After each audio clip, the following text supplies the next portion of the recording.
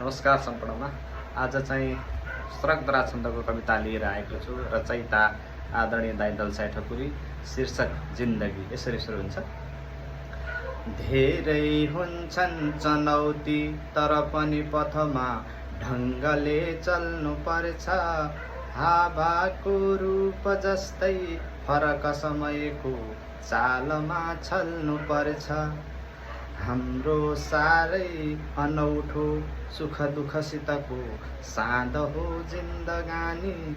हेर्दै आनन्द लाग्ने फरक किसिमको मात हो जिन्दगानी। आफ्ना पुस्ता ओलीका पथतिर नगए दुःख पाइन्छ भोलि। आफ्ना पुर्खाहरूको चलन र चलती थाहा पाइन्छ भोलि। जाने पुर्खाहरूको जनहित गतिलो खाम हो जिन्दगानी।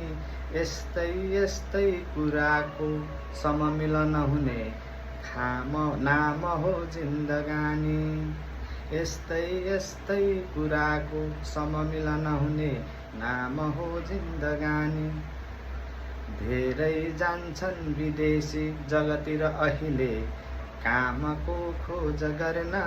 जे पायो त्यही नै कर्म अति कडा गर्दछन् पेट भर्न। सारा पीडाहरूको पथतिर झुलिने मार्ग हो जिन्दगानी। केही गाह्रो नमाने पछि अति गुनिलो राज हो जिन्दगानी। जस्तो आओस् अवस्था प्रगति पथम हिँडे मार्ग खुल्ला हुनेछन्। जो गर्छन् व्यवस्था अति कठिन भई भोलि आफै रुनेछन्। जो गर्छन् व्यवस्था अति कठिन भई भोलि आफै रुनेछन्। बुझ्नेलाई असाध्यै जटिल किसिमको सोच हो जिन्दगानी। के हुन्छन् समस्या अनुभव नहुने खोज हो जिन्दगानी। के हुन्छन् समस्या अनुभव नहुने खोज हो जिन्दगानी।